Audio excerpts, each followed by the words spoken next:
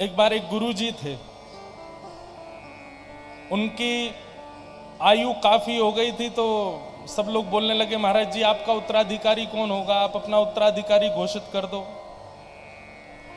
तो महाराज जी ने 2 शिष्यों को बुलाया जो उनके प्रिय थे। उन शिष्यों को बुला करके एक एक मुट्ठी चना दे दिए, बोले जो 3 वर्ष बाद इन चनों को मुझे वापस करेगा मैं उसको उत्तराधिकारी बनाऊंगा।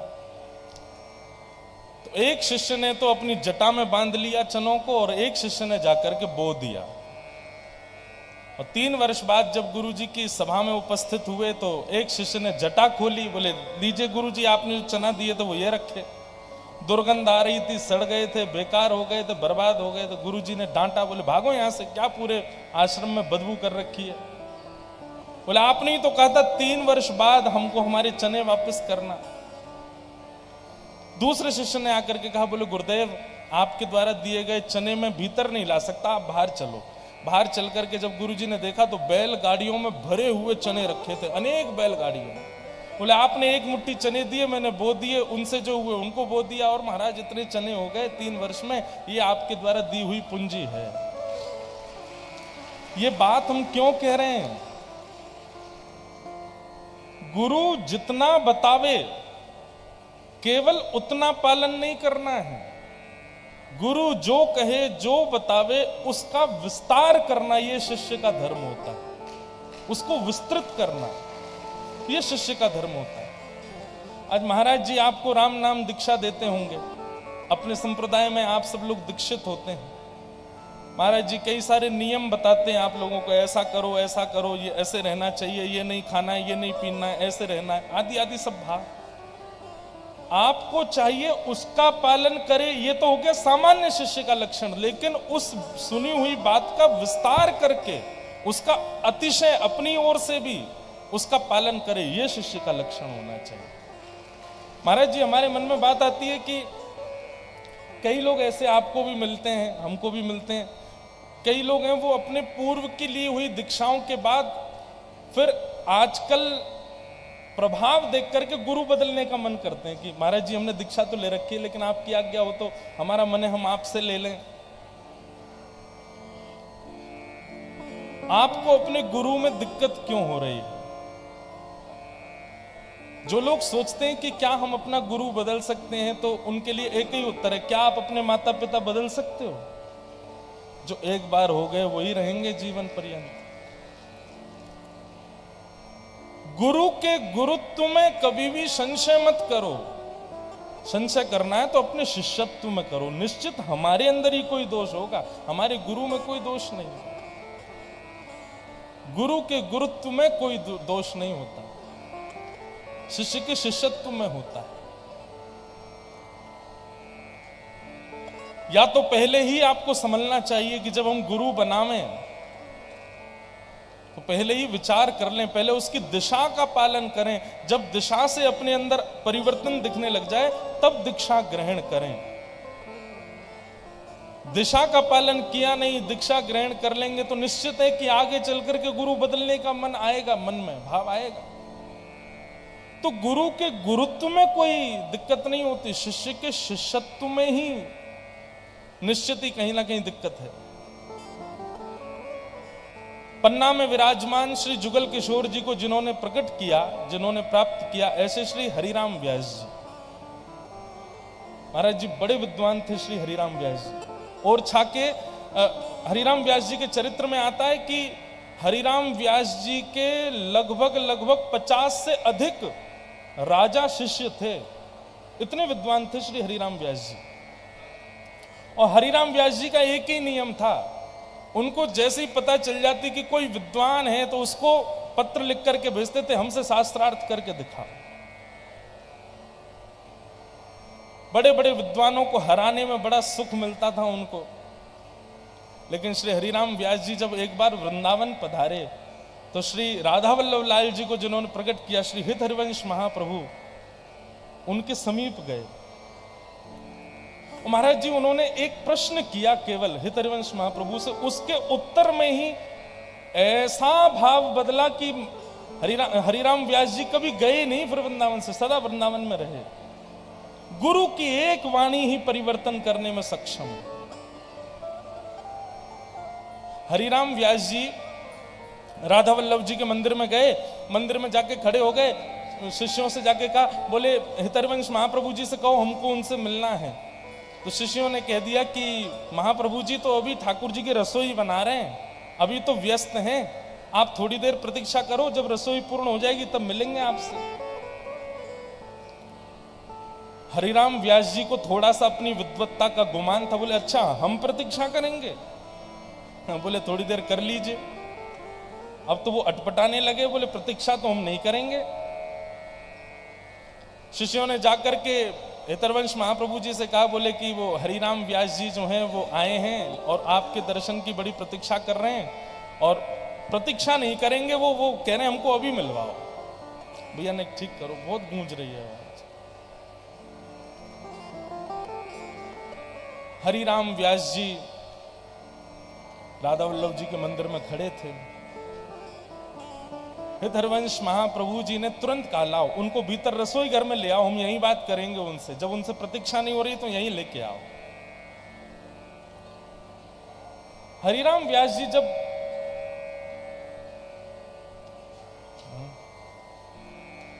व्यास जी जब हितरवंश महाप्रभु के पास पहुंचे तो महाप्रभु जी रसोई बना रहे थे, और उसी समय हरिराम व्यास जी ने कहा, बोले भगवान हमने आपकी सेवा में विक्षेप किया, आप प्रसाद बना रहे हैं और हम आपके मन में ये भाव कर रहे थे कि हम आपसे मिलें, आप क्षमा कर दें, आप प्रसाद बनाते रहिए और मेरे संशयों का उत्तर देते रहिए। हितरवंश महाप्रभु का जो उत्तर था ना, उसी उत्तर से श्री हरिराम व्यास जी संभल गए।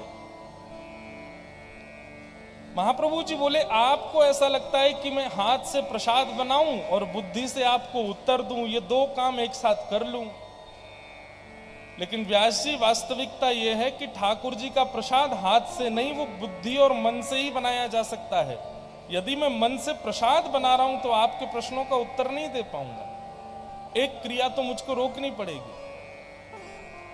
बस यही विषय सुनकर के श्री हरिराम व्यास जी स्तब्ध हो गए। उनको ये बात पता चली कि बुद्धि और कर की क्रिया दोनों में अंतर होता है, एक नहीं है। हम सोचते हैं कि मन से हम भगवत नाम भी कर लें और हाथों से अन्य क्रियाएं भी कर लें। अगर आप ऐसे भजन करते हो तो आप भजन कर ही नहीं रहे हो। आप यदि मन से भजन कर रहे हैं तो अन्य क्रिया आपसे हो ही नहीं पाएंगी। संसार का साधन और भगवत भजन ये एक साथ संभव नहीं है, और जो कर रहे हैं इसका मतलब निश्चित ही वो पूर्णता से कर नहीं रहे हैं, क्योंकि भगवत भजन जब होगा तब अन्य क्रियाएं आप कर नहीं पाओगे। हरिराम व्यास जी के चित्त का संशय दूर हो गया और सदा के लिए फिर वृंदावन में ही बस गए। और हरिराम व्यास जी जिन्होंने जुगल किशोर जी को प्रकट किया, उनका एक बड़ा प्रसिद्ध पद हमारे वृंदावन में गाया जाता है। किशोरी तोरे चरणन की रज पाऊं, किशोरी तोरे चरणन की रज पाऊं, श्री राधे तेरे चरणन की रज पाऊं, श्री राधे तेरे चरणन की रज पाऊं। बैठी रहूं कुंजन के कोने, बैठी रहूं कुंजन के कोने, बैठी रहूं कुंजन के कोने,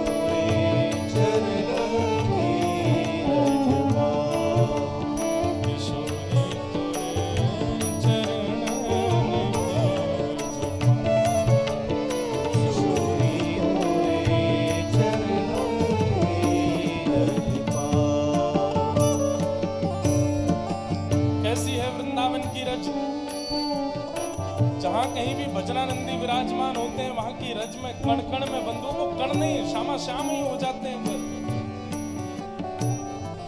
हरिराम व्यास जी कहते हैं, जारज को ब्रह्मादिक तरसत, जारज को ब्रह्मादिक तरसत, सूरज शीश चढ़ाओ किशोरी तोरे, सूरज शीश चढ़ाओ किशोरी तोरे, व्यास स्वामी ने की छवि निरखत, व्यास स्वामी की छवि निरखत, व्यास स्वामी ने की छवि निरखत, व्यास स्वामी की छवि निरखत, विमल विमल यश गाऊं किशोरी तोरे, विमल विमल यश गाऊं किशोरी तोरे, विमल विमल यश गाऊं श्री राधे तेरे, विमल विमल यश गाऊं श्री राधे तोरे, चरणन किशोरी तोरे चरणन की रज पाओ, श्री राधे तेरे चरणन की रज राधे तोरे चरणन की रज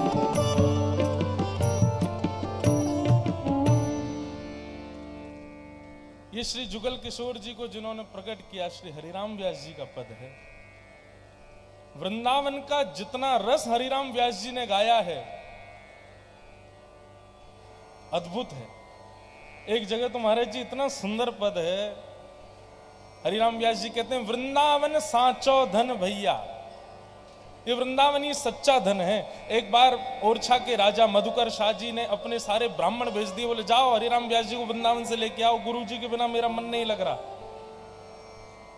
जैसे हरिराम व्यास जी को पता चला कि ब्राह्मण लेने के लिए आए हैं, तो हरिराम व्यास जी ने पूरे मुंह पर काजल पोत लिया, अपने चेहरे पर काली पोत ली, गधे पर बैठ गए और बैठ करके वृंदावन में डोलन लगे। किसी ने पूछा, व्यास जी ये क्यों कर रहे हो आप? बोले वृंदावन त्यागने वाले की यही स्थिति होनी चाहिए, यही गति है। वो गधे पे बैठ के घूमे। अरे भैया, वृंदावन आके कोई वृंदावन को त्यागा जाता है क्या? और वृंदावन त्यागना यदि पड़ रहा है तो फिर गधे पे ही बैठ जाओ, मुंह पे काली पोत के घूमो, तुम किसी को मुंह दिखाने लायक नहीं हो। ये केवल वृंदावन की बात नहीं है बंधुओं।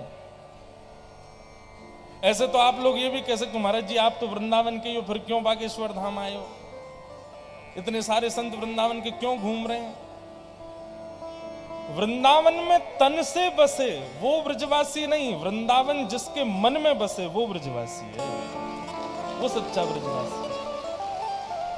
हमारे बागेश्वर धाम वाले महाराज जी हैं, इनके चित्त में आप लोगों को नहीं पता, लेकिन वृंदावन की कोई बस छोटी सी कोई कथा सुना दो, आंखें लाल पड़ जाएंगी, ऐसे बाष्पवारी परिपूर्ण लोचनम, ऐसे भावुक हो जाते हैं वृंदावन का नाम सुनते ही, वृंदावन की कोई लीला सुनते ही, कोई कथा सुनते। हम कभी बैठते हैं रात्रि में, महाराज जी कहते हैं भैया कोई पद सुनाओ, वृंदावन का कोई पद सुनाओ भाव। और जब कोई पद सुनाते हैं तो ऐसे भावुक हो जाते हैं वृंदावन के। वृंदावन में आएंगे, कभी दर्शन करेंगे, ठाकुर जी को देख के भावुक हो जाएंगे। इसका मतलब क्या? चित्त में वृंदावन बसता है। वृंदावन सांचो धन भैया, जहां श्री राधा चरण रेणु की कमला लेत बलैया, वृंदावन सांचो धन भैया।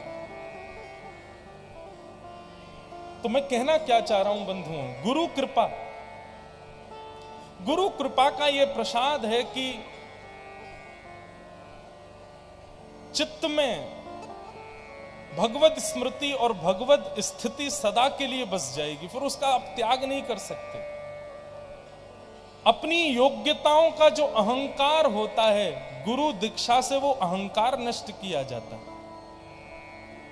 तृणादपि सुनीचेन, गुरु के आश्रय में आने के बाद आप स्वयं को तृण के समान मानने लग जाओगे। स्वयं के प्रति स्थिति ऐसी हो जाएगी कि हम तृण जैसे हैं।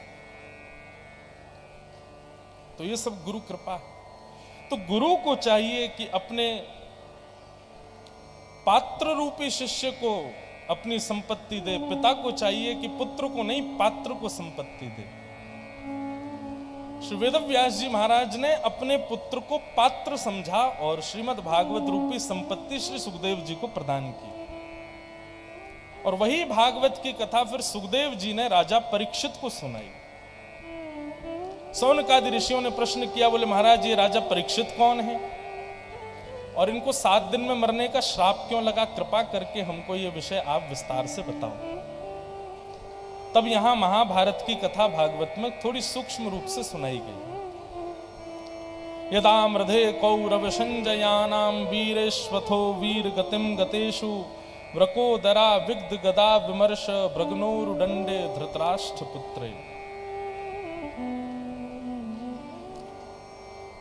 महाभारत का सूक्ष्म अंश सुनाया गया, जहां पर युद्ध पूर्ण होने पर पांडवों की जब विजय हुई तो दुर्योधन ने गुरुपुत्र अश्वत्थामा को भेजा कि जाओ जाकर के 5 पांडवों को मार दो।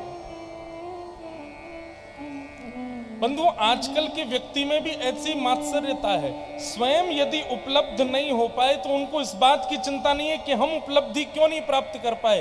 उनको इस बात की चिंता रहती है कि मुझे प्राप्त नहीं हुई तो फिर किसी और को भी नहीं होनी चाहिए। इसी को ही मात्सर्य दोष कहते हैं। हनुमान नाटक ग्रंथ के बारे में आप सबने सुना है। श्री हनुमान नाटक ग्रंथ स्वयं श्री हनुमान जी ने अपने नखों से राम जी का सुंदर चरित्र शिलाखंडों पर लिखा था, जिसको पढ़कर के श्री वाल्मीकि जी महाराज के मन में आया कि भैया यदि इसको कलयुग के लोगों ने पढ़ लिया तो हमारी लिखी रामचरित्र को कोई नहीं पढ़ेगा। तो हनुमान जी महाराज ने तुरंत उन शिलाखंडों को समुद्र जी में प्रवाहित कर दिया। बोले कि आप अपने मन में चिंता मत करो कि आपके ग्रंथ को कोई नहीं पढ़ेगा, हम अपने द्वारा लिखी हुई ये राम जी का जो चरित्र है इसको हम विद्यमान कर देते हैं। आप बिल्कुल हनुमान जी महाराज के अंदर त्याग कैसा है। हम जरा सी किसी वस्तु का सृजन करते हैं, उस वस्तु को संजो के रखते हैं। संपूर्ण रामचरित्र लिखा और ऐसा लिखा कि न भूतो न भविष्यति, स्वयं श्री हनुमान जी ने। लेकिन वाल्मीकि जी के हृदय में थोड़ा ये भाव आ गया था मात्सर्य का कि अब हमारे ग्रंथ को कोई नहीं पढ़ेगा। हनुमान जी ने तुरंत अपनी शिलाओं को ले जाके समुद्र में प्रवाहित कर दिया। बोले बिल्कुल चिंता मत, आप चिंतित मत होइए, हमने जो लिखा है वो हमको प्रिय प्रसन्न होना करने के लिए लिखा था। कोई ऐसी हमको कोई ये इच्छा नहीं थी कि उसका बहुत प्रचार प्रसार हो। आप चिंता मत कीजिए। तुरंत राम जी प्रकट हो गए। राम जी मन में सोचने बोले वाल्मीकि जी आप ब्रह्म के समान हैं, आपके चित्त में ये मात्सर्य दोष आ गया। हनुमान जी के द्वारा लिखित रामचरित्र पर आपको यह संशय हो गया कि हमसे श्रेष्ठ है। और देखिए हनुमान जी का त्याग, उन्होंने तुरंत समुद्र में प्रवाहित कर दिया। इस दोष की आपको निवृत्ति तो करनी पड़ेगी। और इसी के लिए वाल्मीकि जी महाराज कलयुग में गोस्वामी तुलसीदास जी के रूप में प्रकट हुए और हनुमान जी ने हनुमान नाटक ग्रंथ जो शिलाओं पर लिखा उसी का ही सरल भाषा अनुबद्ध के रूप में श्री रामचरितमानस जी का प्रादुर्भाव किया। मानस जी की प्रत्येक चौपाई जो आप पढ़ते हैं सुनते हैं वो सब पूर्व में ही श्री हनुमान जी महाराज ने अपने नखों से व्यवस्थित कर दी थी। उसी का ही अंश, उसी का ही सूक्ष्म सुंदर अंश है श्री मानस जी। आज के व्यक्ति में भी ऐसी मात्सर्यता है कि वो दूसरे की उपलब्धि देख नहीं सकता। और माफ कीजिएगा, जो दूसरे की उपलब्धि देखने में बहुत चिंतित हो जाता है कि इतना श्रेष्ठ क्यों हो रहा है, उस व्यक्ति को संसार रूपी महाभारत का दुर्योधन ही समझिएगा। ये संसार पूरा महाभारत है बंधुओं। कुछ लोग पांडव हैं, कुछ लोग कौरव हैं। और जो कौरव हैं उनका स्वभाव यही है कि वो दूसरे की उपलब्धि नहीं देख सकते, दूसरे की श्रेष्ठता नहीं देख सकते, दूसरे के विशिष्ट कर्मों को नहीं देख सकते। उनको सब दुर्योधन है। दुर्योधन ने गुरुपुत्र अश्वत्थामा को भेज दिया, जाओ पांचों पांडवों को मार दो। लेकिन जाको राखे साइया मार सके न कोई, बाल न बांका कर सके जो जग बैरी। जिसके ऊपर बरदस्त हो ठाकुर जी का, जिसकी रक्षा स्वयं ठाकुर जी कर रहे हैं, उसको कोई मार सकता है? प्रहलाद जी महाराज को कितने प्रकार से मारने का प्रयास किया। अंत में पूछा गया, बोले प्रहलाद तेरे पास कोई टोना टोटका है, कोई कवच पहन के रखा है, क्या बात है तुम मरते क्यों नहीं हो? तो प्रहलाद जी महाराज एक बात कहते हैं, दंता गजानां कुलिशाग्र निष्ठुर शीर्णायते ते नवलम ममैतत् महाविपत्ताप विनाशनोयम् जनार्दनानुस्मरणानुभाव। प्रहलाद जी कहते हैं, इतने बड़े बड़े हाथियों के दांत मेरा बाल बांका नहीं कर पाए, इतने विषैले सर्प मेरे को डस करके मार नहीं पाए, इतनी विषम परिस्थितियों में भी मैं जीवित बच गया। नवलम ममैतत्, ये मेरा बल नहीं है तो फिर किसका बल है? बोले बड़ी बड़ी विपत्तियों का नाश करने वाले केवल और केवल जनार्दन भगवान के नाम का प्रभाव है ये मेरे साथ। हे राक्षसों, हे दानवों, तुम लोग मन में विचार कर लो, जिन भगवान का नाम मेरी इतनी रक्षा कर रहा है, यदि किसी दिन वो ठाकुर जी प्रकट हो गए तो कितनी रक्षा करेंगे। बहुत ध्यान से सुनिएगा। बागेश्वर धाम दरबार में या फिर कथा में भी आप लोग क्या सुनते हैं?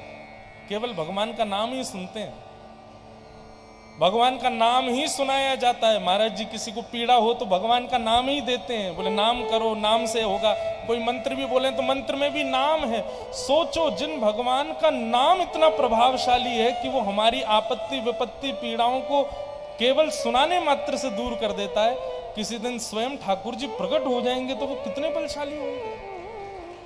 स्वयं ठाकुर जी के बल का विचार करो। अंत में निकला यह परिणाम, राम से बड़ा राम का नाम। राम जी का नाम बहुत बड़ा है। नाम का प्रभाव। ठाकुर जी पांचों पांडवों को सोते हुए उठा के कहीं और ले गए और अश्वत्थामा ने आकर के द्रौपदी के सोते हुए 5 पुत्रों को मार दिया। प्रातःकाल होने पर जब देखा कि पांचों बालक मरे पड़े हैं, अर्जुन ने प्रतिज्ञा ले ली कि मैं बालकों के हत्यारे को जीवित नहीं छोड़ूंगा। अश्वत्थामा को बंदी बना करके जब द्रौपदी के सामने प्रस्तुत किया, बहुत ध्यान से सुनिएगा। द्रौपदी अपने बालकों के हत्यारे को देखती है और देख करके अर्जुन से कहती है, मुच्यताम मुच्यतामेश ब्राह्मणो नितराम गुरु। अर्जुन, इसको मत मार, ये ब्राह्मण हैं, हमारे ब्राह्मण गुरु होते हैं, गुरु को मारने का हमारा अधिकार नहीं है। अर्जुन, इसको मत मार। बंधुओं, द्रौपदी के इस निर्णय पर कोई रीझा हो ना रीझा हो, लेकिन हमारे द्वारिकाधीश बड़े प्रसन्न हो गए। एक बात कहें, बहुत ध्यान से सुनिएगा। आपके साथ गलत करने वाले पर आप भी गलत करते हो, एक सामान्य बात है, लेकिन आपके साथ किसी ने कुछ अनुचित किया और आप उसको क्षमा कर देते हो, तो आपके बदला लेने की जिम्मेवारी ठाकुर जी की हो जाती है। अरे इसने क्षमा किया, मैं बदला लूंगा इसका। हम लोग क्या करते हैं, तुमने मुझे गलत कहा तो चल 4 बात मैं भी तुझे गलत कहूंगा, इसने मेरे साथ गलत किया तो मैं भी इसके साथ गलत करूंगा। और इसी कारण से हम लोग कलयुग में और फंसते चले जाते हैं। लेकिन हमारे शास्त्र आज्ञा करते हैं, क्षमा बड़ेन को चाहिए। इस संसार में यदि सबसे बड़ा कोई दंड है तो वो दंड है क्षमा। आप क्षमा करो। क्यों बड़ा दंड है? क्योंकि जब आप क्षमा करते हैं तो फिर ठाकुर जी आपका बदला लेते हैं, ठाकुर जी उसको पूर्ण करते हैं। महाराज जी, एक प्रसंग आता है कि जब दुर्योधन की जंघा पर प्रहार किया गदा का, तो बलराम जी क्रोधित हो गए। क्रोधित होकर भीम को मारने के लिए आ गए कि भाई, धर्म युद्ध में नाभि से नीचे प्रहार करना मना है और तुमने दुर्योधन की जंघा पर प्रहार कर दिया। तब क्रोधित हुए बलराम जी को ठाकुर जी ने रोका। वो भीम को मारने आए थे, भगवान ने आकर के रोका और रोक करके कहा, बोले बलराम जी आप क्यों मार रहे हैं भीम को? बोले कि इसने धर्म विरुद्ध कार्य किया है, इसने नाभि से नीचे प्रहार किया, मैं इसको जीवित नहीं छोड़ूंगा। तब भगवान बलराम जी से कहते हैं, बोले अच्छा, जब ये दुर्योधन भरी सभा में कह रहा था कि मेरी जंघा पे द्रौपदी को बैठा दो, तब आपको धर्म की याद नहीं आई? जब ये भरी सभा में दुशासन से कह रहा था कि निर्वस्त्र करके द्रौपदी को मेरी जंघा पर बैठा दो, तब आप कहां थे? वास्तव में नाभि से नीचे प्रहार करना धर्म युद्ध में मना है, लेकिन जिस समय दुर्योधन कह रहा था कि द्रौपदी को निर्वस्त्र करके जंघा पर बैठा दो, उस दिन भीमसेन ने प्रतिज्ञा ली थी कि द्रौपदी नहीं बैठेगी, एक दिन वचन देता हूं कि मेरी गदा जरूर तेरी जंघा पर बैठे।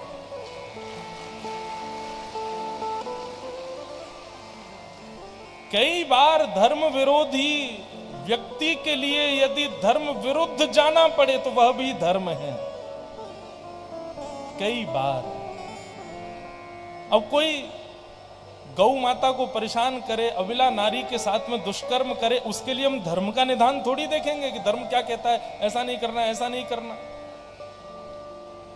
जब दुष्कर्मी व्यक्ति हो तो उसके लिए धर्म विरुद्ध जाके भी क्रिया की जाए तो उसमें कोई संशय नहीं, लेकिन गुरुजनों से पूछ करके, अपने मन से नहीं। क्योंकि हर व्यक्ति जो हमारे साथ गलत करता है हमको वो धर्म विरोधी ही दिखता है, उसके संग हम बुरे से बुरा करने के लिए चाहते हैं। गुरुजनों से पूछ करके द्रौपदी ने कहा कि इसको मत मारो, ये मेरे बालकों का हत्यारा जरूर है पर ये ब्राह्मण है, इकलौती माता का पुत्र है, इसलिए इसको मत मारो। द्रौपदी की ये बात सुनकर के ठाकुर जी इतने प्रसन्न हो गए, अपने बालकों के हत्यारे को क्षमा कर रही है। भगवान ने द्रौपदी को अपना नाम दे दिया, मेरा नाम कृष्ण, और आज से द्रौपदी का नाम कृष्णा। निरीक्ष कृष्णापकृतं गुरुसुतं वाम स्वभावा कृपया नाम च। निरीक्ष कृष्णापकृतं गुरुसुतं। कृष्णा को देख करके ठाकुर जी बड़े भावुक हो गए। द्रौपदी ने 5 बालकों के हत्यारे को छोड़ने का भाव रखा। अर्जुन ने भगवान से पूछा, भगवान ने कहा ब्राह्मण कैसा भी क्यों ना हो उसको मारना नहीं चाहिए, बालकों का हत्यारा कोई भी क्यों ना हो उसको छोड़ना नहीं चाहिए। भगवान की बात सुनकर के अर्जुन समझ गए कि भगवान कहना चाहते हैं कि भरी सभा में सम्मानित व्यक्ति का अपमान करना यही मृत्युदंड है। ये ब्राह्मण है, इसको जान से नहीं मारा जा सकता, लेकिन इसको अपमानित किया जा सकता है। तो भरी सभा में अश्वत्थामा को अपमानित करके वहां से भगा दिया।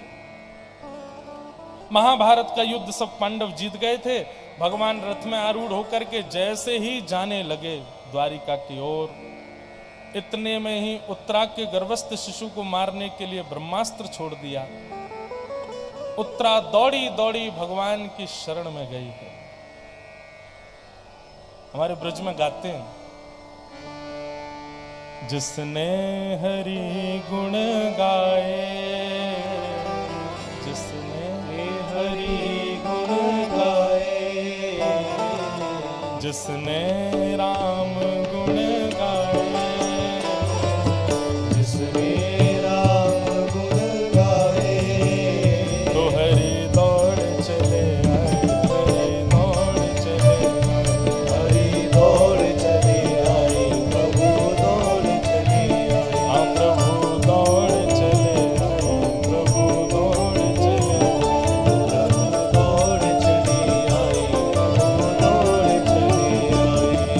ठाकुर जी तो द्वारिका जा रहे थे, इतने दिनों से पांडवों के पास बैठे, महाभारत युद्ध आदि सब करवाया, भगवान जाने के लिए तैयार हैं, लेकिन केवल एक स्वर सुना उत्तरा का। तुरंत ठाकुर जी अपने रथ से कूद पड़े और उत्तरा के गर्भ में अंगुष्ठ मात्र रूप धारण करके प्रवेश कर गए। अपनी गदा को इतनी द्रुत गति से घुमाया कि उत्तरा के गर्भ के बालक की रक्षा हो गई। कभी कभी मन में विचार आता है कि कितने सहज, कितने सरल, कितने दयालु हैं ठाकुर जी। हमको सीखना चाहिए ठाकुर जी से। जिसने हरि गुण गाए, जिसने हरि गुण गाए, जिसने राम गुण गाए, जिसने राम गुण गाए, तो हरि दौड़ चले आए, हरि दौड़ चले आए, दौड़ चले आए,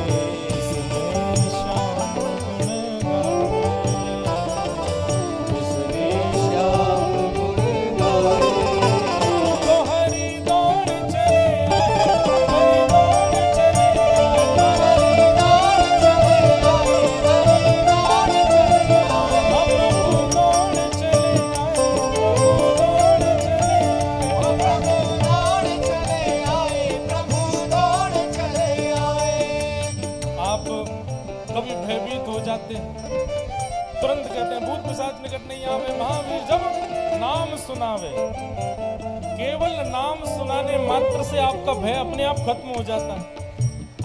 घर में कोई बीमार हो गया तो महाराज सुंदरकांड का पाठ करा दो, केवल नाम गाने लग जाओ, कोई बीमार हो ठीक हो जाता है। हनुमान चालीसा सुना दो, भय दूर हो जाते हैं। रामचरितमानस जी का अखंड पाठ कर दो, घर की सारी आदि व्याधियां दूर हो जाती हैं।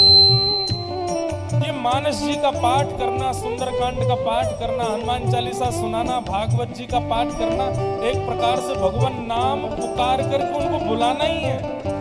और उस पीड़ा से निवृत्ति हो जाती है तो इसका मतलब यही है कि ठाकुर जी आए और निवृत्त करके चले गए। इसीलिए गा रहे हैं, हे हरि दौड़ चले आए, हरि दौड़ चले आए, हरि दौड़ चले आए, हरि दौड़ चले आए, प्रभु दौड़ चले आए, हरि दौड़ चले आए, प्रभु दौड़ चले आए, हरि बोलो जुगल किशोर लाल की।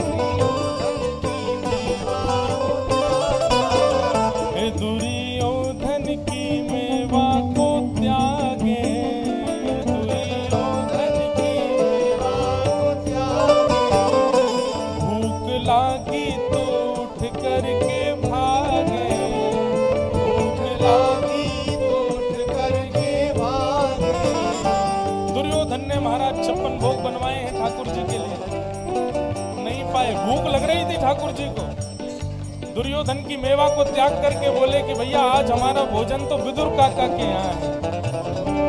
56 भोग छोड़ करके ठाकुर जी आज हरि पाए विदुर घर पावना। ठाकुर जी विदुर जी के घर गए और साग विदुर घर खाए, साग विदुर घर खाए, और साग विदुर घर खाए, और साग विदुर घर खाए। हरि दौड़ चले आए, हरि दौड़ चले आए, हरि दौड़ चले आए, हरि दौड़ चले आए, प्रभु दौड़ चले आए, हरि दौड़ चले आए, हरि दौड़ चले आए, प्रभु दौड़ चले आए। जिसने हरि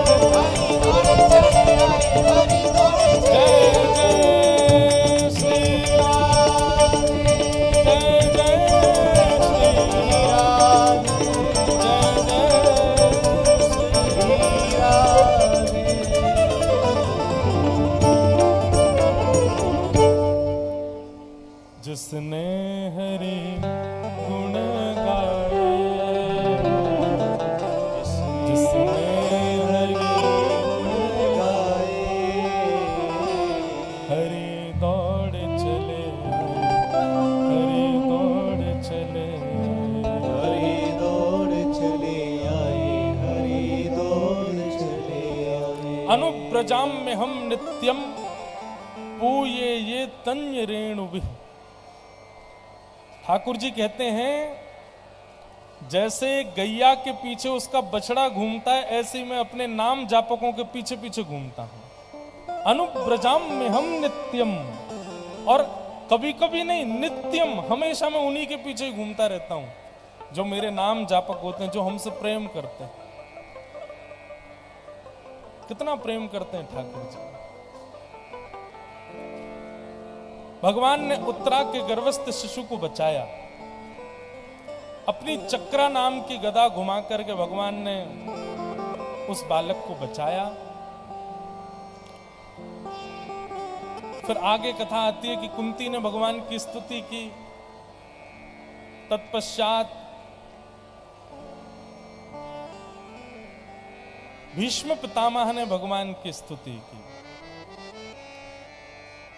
कीर्तिमतिरुपकल्पिता वितृष्णा भगवति सात्वत पुंगवे विभुम्ने स्वसुखमुपगते क्वचिद् विहर्तुं प्रकृतिमुपेयुषि यद्भव प्रवाह त्रिभुवन कमनं तमाल वर्णं रविकर गौरवराम्बरं दधाने वपुरल ककुलावृताननाब्जं विजय सखेरतिरस्तु मेन वद्या। वृत्रासुर ने भगवान की स्तुति गाई। भगवान की भीष्म पितामह ने स्तुति गाई। और भीष्म पितामह स्तुति गाते हुए ठाकुर जी से कहते हैं कि नाथ, मैं बाणों की सैया पर लेटा हूं, मृत्यु को प्राप्त होने वाला हूं, पर उससे पहले मैं अपनी मति को आपके चरणों में अर्पित करना चाहता हूं। एक प्रकार से भीष्म पितामह ने अपनी स्तुति में यह भाव रखा कि ठाकुर जी, मैं अपनी मति का आपसे विवाह करना चाहता हूं, मति रूपी पुत्री का। भगवान बोले, अपनी मति रूपी पुत्री से पहले पूछ तो लो उसको हम पसंद हैं कि नहीं। पसंद हो तब हमको प्रदान करना। तब भीष्म पितामह कहते हैं, बोले ठाकुर जी, आप इतने प्यारे हैं कि आप किसको पसंद नहीं आएंगे। त्रिभुवन कमनम तमाल वर्णम रविकर गौर वराम्बरम दधाने। बंधुओं, एक बात बहुत सावधानी से सुनो सब लोग। ठाकुर जी का रूप कैसा है? अगर कभी ठाकुर जी हमको मिल गए तो हमको कैसे पता चलेगा कि ये ठाकुर जी ही हैं? कभी विचार किया इस विषय पर कि कभी यदि ठाकुर जी प्रत्यक्ष हमारे सामने आ गए तो हम कैसे पहचानेंगे कि ये ठाकुर जी हैं? आहा, बहुत सुंदर है ठाकुर जी। भगवान की सबसे पहली पहचान है उनके चरणार विंद। बहुत सावधानी से सुनिए। अगर कभी किसी को ठाकुर जी मिल गए तो यह बात तो निश्चित है कि ठाकुर जी रूप बदल करके मिलेंगे। आप यदि सोचो कि राम जी से मिलना है, धनुष बाण लेकर के मिलें, सिर पर किरीट पहन करके मिलेंगे और जैसे राम जी का रूप हम लोग देखते हैं वैसे राम जी आएंगे, नहीं। वैसे तो कितने मानव घूमते रहते हैं ठाकुर जी का रूप धारण करके। रूप तो कोई भी धारण कर सकता है, लेकिन कभी ठाकुर जी से पहचान करनी हो तो कैसे करेंगे? तो हमारे शास्त्र आज्ञा करते हैं कि भगवान की सबसे बड़ी पहचान छुपी है उनके श्री चरणों में। ठाकुर जी के चरणों से पहचान होती है कि ये ठाकुर जी। चरणों में ऐसा क्या है? आहा, संचिन्तयेत् भगवतश्चरणारविन्दम् वज्रांकुशध्वज सरोरुहलाञ्छनाट्यम् उत्तुंग रक्त विलसन नख चक्रवाल ज्योत्स्नाभिराहत महद हृदयांधकारम्। भगवान के चरणों के दर्शन से आप पहचान सकते हो कि ठाकुर जी। सबसे पहली बात, चरणों की पहचान क्या है? ठाकुर जी के चरण कैसे होंगे? कमल की आकृति में होंगे। जैसे कमल की आकृति होती है आगे से और पीछे से, ठीक वैसे ही होंगे। ठाकुर जी के चरण इतने प्यारे होंगे कि उनको देख करके मन होगा कि एक बार इनको स्पर्श करना। ठाकुर जी के चरणों के नख हमारे नख जैसे नहीं होंगे, ऐसा लगेगा कि मानो सूर्य चंद्र को भी लज्जित करने वाला प्रकाश इन नखों से प्रकट हो रहा है। ठाकुर जी जब चरण रख करके आगे बढ़ेंगे ना, तो जिस स्थान पर ठाकुर जी चरण रखे होंगे वहां से जब चरण उठाएंगे तो वो स्थान इतना आकर्षक हो जाएगा कि आप ना चाहते हुए भी वहां से अपनी दृष्टि हटा नहीं पाओगे। ये ठाकुर जी के चरणों की पहचान। और भगवान जब चलते हैं ना, तो ये कृपा हो जाएगी कि ठाकुर जी बिना पादुका में ही चलते हैं, ज्यादातर बिना पादुका के रहते हैं। तो ठाकुर जी जब चलते हैं तो भूमि पर जहां चरण रखते हैं वहां कुछ चिन्ह हैं ठाकुर जी के चरणों में, उस चिन्हों को अंकित करते हुए ठाकुर जी चलते हैं। और एक सबसे बड़ी पहचान, ठाकुर जी जहां चरण रख के आगे बढ़ जाते हैं वो स्थान यदि आप सूंघेंगे तो वहां चंदन की सुगंधी आएगी। सुंदर। कितने भी रूप बदल के आ जाएं ठाकुर जी, कितना भी छद्म वेश धारण करके आ जाएं, ठाकुर जी को केवल और केवल उनके चरणों से ही पहचाना जा सकता है। आप रूप से नहीं पहचान पाओगे। किसी का रूप सुंदर है तो आप उस रूप पर आकर्षित हो जाते हो, मन होता है कि हमारी पलक ना झपके, हम इनको देखते रहें। लेकिन ठाकुर जी सामने आ गए और गलती से आपने उनके चरण देख लिए तो चरणों से दृष्टि हटा नहीं पाओगे, इतने सुंदर हैं ठाकुर जी के चरण। अच्छा, हम अपनी कथा में एक बात कहते हैं, आप लोग चाहें तो अपने घर पर कर सकते हैं इस क्रिया को। आपके जैसे अभी पन्ना में जुगल किशोर जी विराजते हैं, ओरछा में राम राजा सरकार विराजते हैं। आप लोग जहां जहां से भी आए हो वहां ठाकुर जी के सुंदर मंदिर हैं, वहां एक क्रिया करके देखिएगा। 10-15 दिन तक आप नित्य मंदिर जाइएगा और मंदिर जाकर के प्रयास करना ठाकुर जी का मुख मत देखना, केवल चरण देखना। ठाकुर जी के केवल चरण देखना। 15 दिन तक प्रयास करना। आपके नेत्र मानेंगे नहीं, ठाकुर जी का मुख जरूर देखेंगे, लेकिन आप अदबद के जाना, ठाकुर जी का मुख देखना ही मत, चरण ही देखना। 15 दिन तक जब आप ठाकुर जी के केवल चरणों का दर्शन करेंगे तो 15 दिन बाद ये होगा कि 16वें दिन जब आप रात्रि में सोएंगे तो स्वप्न में ठाकुर जी स्वयं अपना मुख दिखाने आएंगे, आपको स्वयं अपने मुखाकृति का दर्शन कराएंगे। नहीं तो आप अभी बागेश्वर बालाजी के संग भी ऐसे करके देख लो। बालाजी के दर्शन करने जाओ, प्रयास करना उनका मुख मत देखना। नीचे जहां गदा रखी रहती है ना, वहां ऐसा विचार करना कि वीर आसन में या सुख आसन में श्री बालाजी बैठे, उनके चरण हैं, बस वो गदा के पास ही देखते रहना, मुख मत देखना।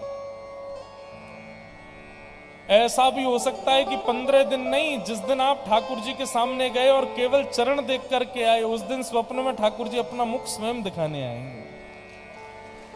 भैया, ठाकुर जी के चरणों में बड़ी सामर्थ्य है। यदि ठाकुर जी का साक्षात्कार करना हो तो ठाकुर जी के चरणों के उपासक बन जाओ। तो भगवान यदि कभी हमारे सामने आ जाएं तो उनकी पहचान करने का केवल एक ही उपाय है, और वो है उनके श्री चरण। ठाकुर जी के चरणों से ही पहचाना जा सकता है। आहा, भीष्म पितामह कहते हैं, ठाकुर जी आप कितने सुंदर हो, आप पर किसका मन नहीं जाएगा, किसकी मति नहीं जाएगी।